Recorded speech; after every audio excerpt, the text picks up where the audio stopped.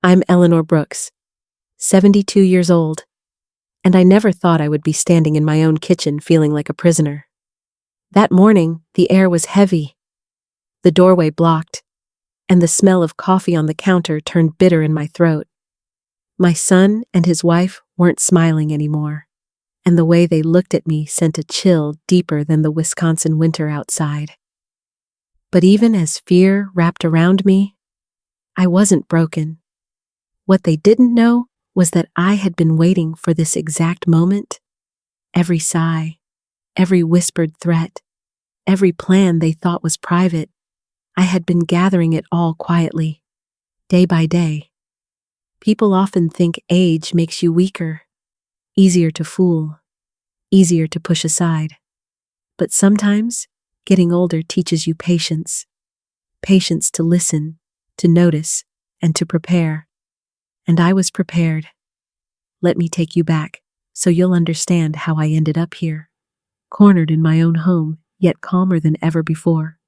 After my husband passed, the house we built together became too quiet. The silence at 2 a.m. was the kind that pressed down on my chest and made me wonder if I was still alive myself. So when my son, Mark, and his wife, Vanessa, suggested I move in with them, it felt like a lifeline. I told myself it was family helping family, we'd share the weight of grief and daily life together. At first, it almost worked. I kept busy with the little things, folding laundry, cooking casseroles, running errands, and driving the kids to practice. It gave me a purpose again. I thought I was offering them the comfort of my presence, while they were giving me a place where I belonged. Mark had that same charming grin he carried as a boy, the one that reminded me of his father. Vanessa always looked so put together, her heels clicking across the kitchen tile, her perfume filling the air before dinner. And the children, Josh and Mia, were my anchors. Josh counting his tips after his weekend shifts, determined to save for college. Mia arranging the forks and knives just so whenever she was nervous. I believed this was home. I believed love and duty were flowing both ways. But looking back now, I can see the warmth was thinner than I wanted to admit. The cracks were already forming. I just wasn't ready to notice them yet. It didn't take long before I started sensing little changes, thin lines that at first felt harmless but soon became impossible to ignore. I remember walking into the kitchen one afternoon and seeing a spreadsheet open on Mark's laptop. There were numbers everywhere, columns of expenses, and right there, my name tucked between utilities and groceries. I stood there longer than I should have, staring at the way I had been reduced to a category, not a person. I began to notice how conversations shifted when I entered a room. The air would tighten, voices would drop. They didn't say things outright, but the silence told me enough.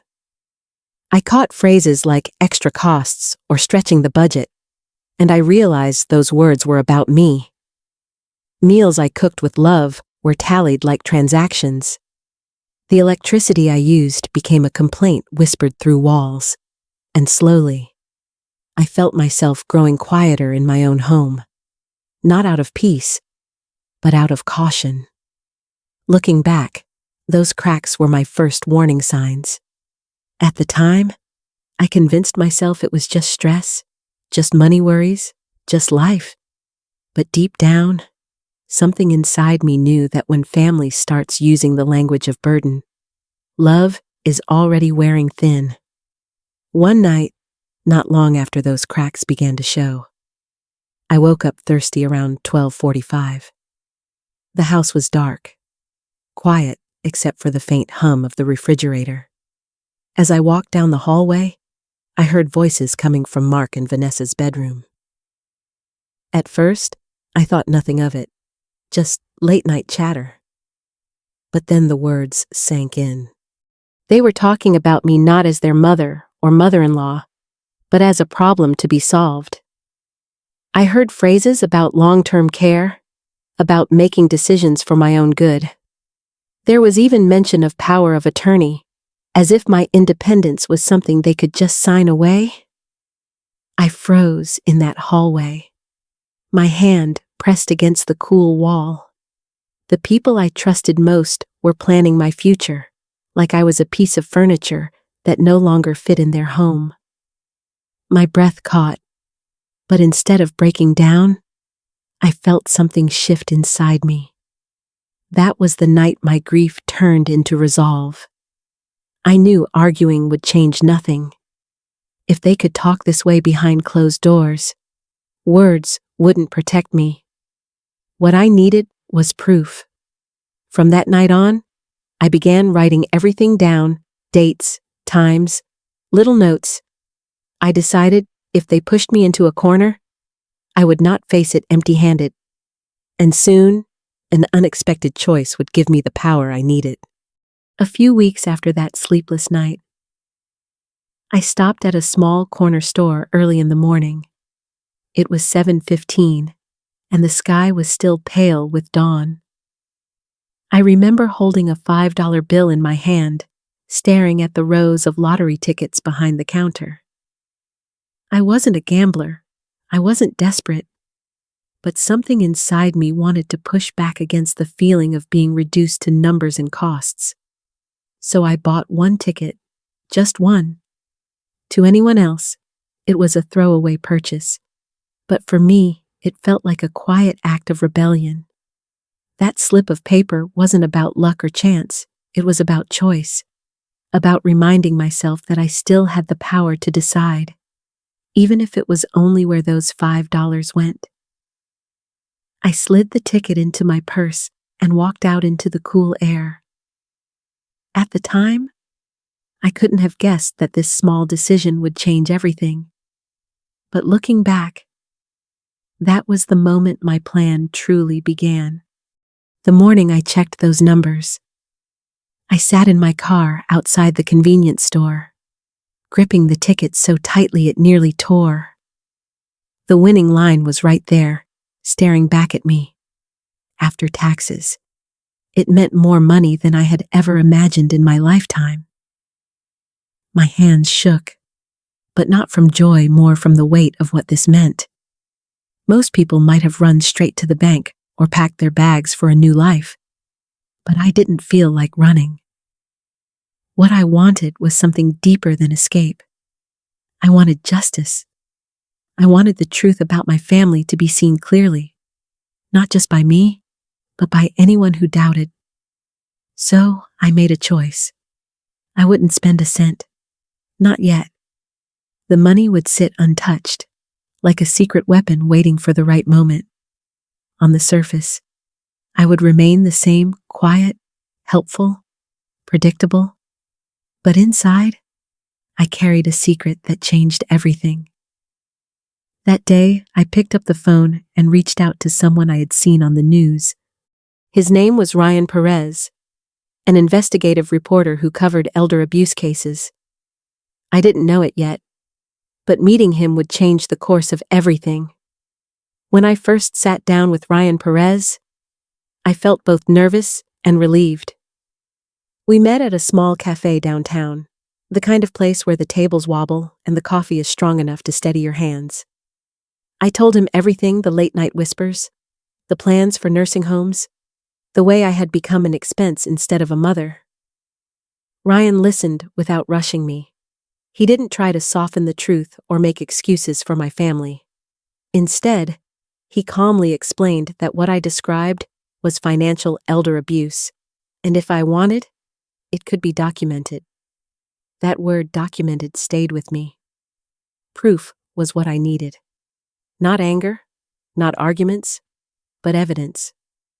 Within days, his team installed hidden cameras while the house was empty. A picture frame in the living room, a decorative bowl on the counter, a plant in the corner, all of them quietly watching. Tiny audio devices that caught even whispers. He reminded me it was legal in our state, as long as one person in the conversation knew about the recording. When I walked back into that house, everything looked the same, but I no longer felt powerless.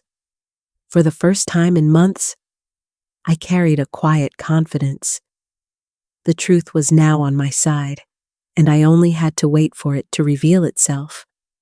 Once the cameras were in place, it didn't take long for the recordings to capture what I had already been feeling. Day by day, I noticed the shift in tone, how warmth was rationed out like it came with conditions. I became less of a mother and more of a calculation. Vanessa would speak with a polished calm, but her words always circled back to numbers: how much extra food I was eating, how the bills had crept up since I moved in. Mark, once my little boy who used to run to me with scraped knees, now avoided being alone with me. He let Vanessa do most of the talking, as if he had traded compassion for convenience. Even dinners I cooked out of habit and love became points of quiet resentment, as though every casserole came with a hidden price tag. And I could feel it building, this quiet judgment that followed me from room to room. I tried to keep my own rhythm. I cleaned the dishes right after meals, kept my room spotless, stayed out of the way. Small acts to remind myself and the cameras that I was still capable, still deliberate, still present.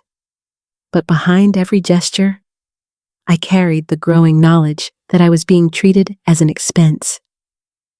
It was a quiet afternoon when the phone rang. I had arranged for a friend from my senior group to make a call, pretending to be from a sweepstakes office. The timing was deliberate around 4:20. When Josh was usually the first one home, I answered slowly, letting my voice sound uncertain, almost confused. My friend on the other end spoke about a prize, about winning $25,000 and $1,000 every week for life. I made sure my hesitation was clear, as if I couldn't quite believe what I was hearing. And in the background, I could feel the shift. Josh's excitement was instant, his voice carrying through the house. By the time Mark and Vanessa walked in, the atmosphere had completely changed. Suddenly, the woman they had been trying to edge out of the home became someone valuable. The kindness that had been absent for weeks returned in an instant. Smiles, concern, questions, none of it real, all of it tied to the possibility of money. I could almost see the calculations running through their heads. I played my role perfectly, letting doubt linger on my face. I said maybe it was a scam, maybe too good to be true. But they leaned in, eager to assure me it was worth looking into. And that was all I needed. The cameras caught every change in tone, every forced smile, every word dripping with interest they never had when I was simply me. This was the turning point. Now their greed was visible, and the trap was set. The days after that fake sweepstakes call were some of the hardest. Not because I felt powerless, but because I had to sit there and let the show play out. Mark and Vanessa suddenly had all the time in the world for me. They spoke of my safety, of scams that prey on elderly people, of the dangers of being too trusting. On the surface, it sounded like concern, but I knew what it really was, an opening to gain control. Their solution was simple in their eyes: set up a joint bank account. They insisted it was just to keep an eye on things, to make sure I wouldn't be taken advantage of. They spoke of allowances, of limiting my spending to around $500 a month, as though I needed parental supervision. They even used words like family decisions, which really meant decisions made without me. It didn't stop there. They began dropping hints about my judgment, planting seeds that I might not be thinking clearly anymore.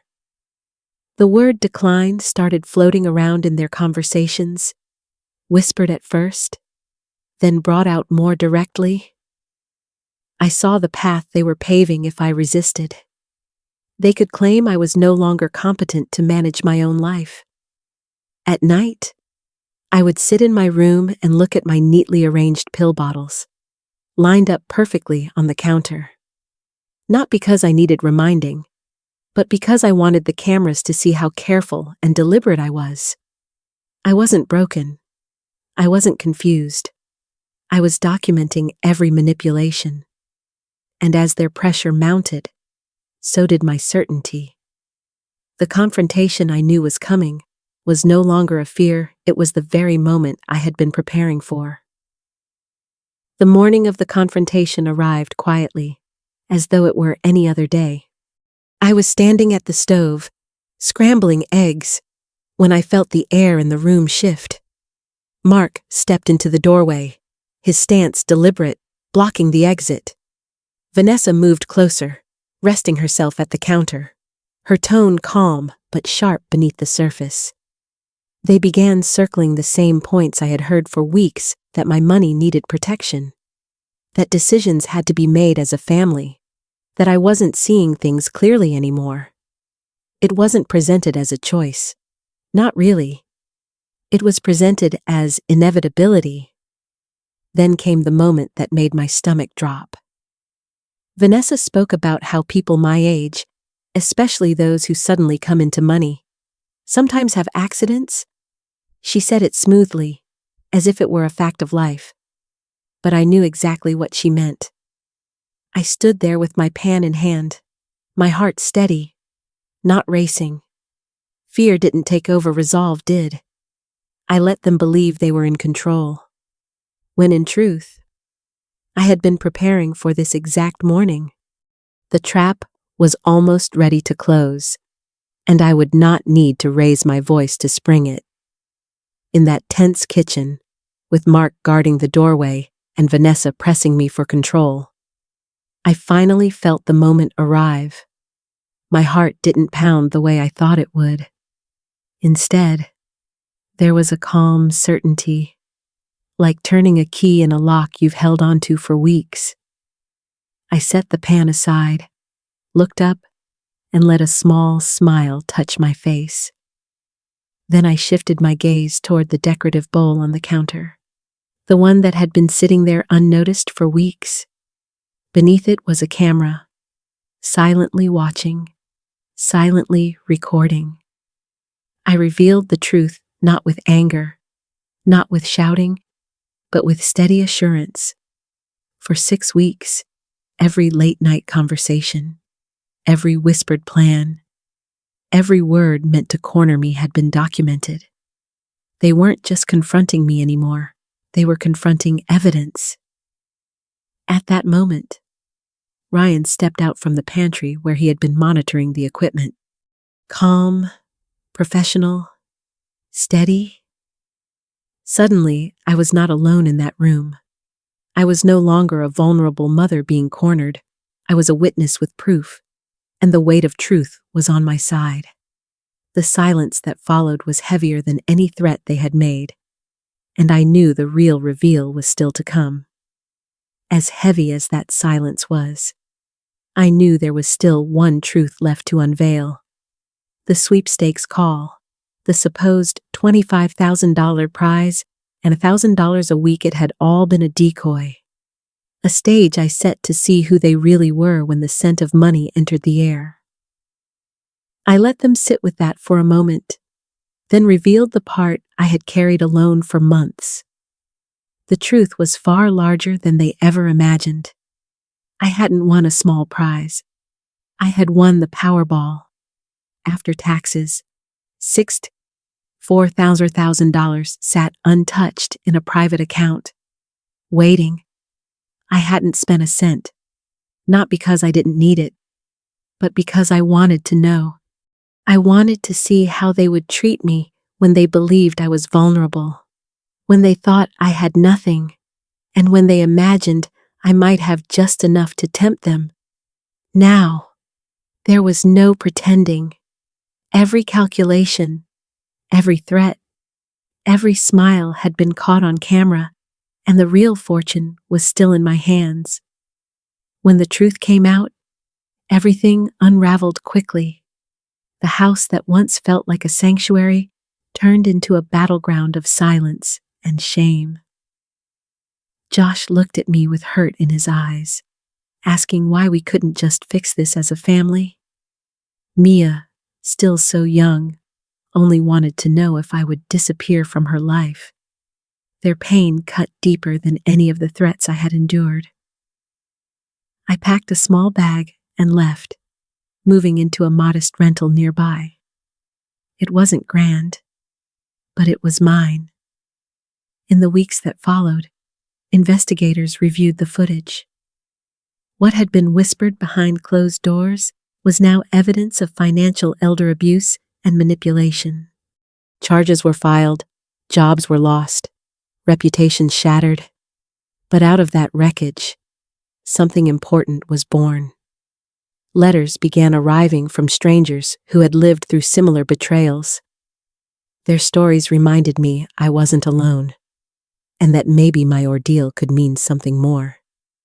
So I used a portion of my winnings to create the Ellie Brooks Foundation for Elder Dignity, a place to offer legal help, safe housing, and most importantly, hope, because no one, at any age, should be made to feel powerless in their own home.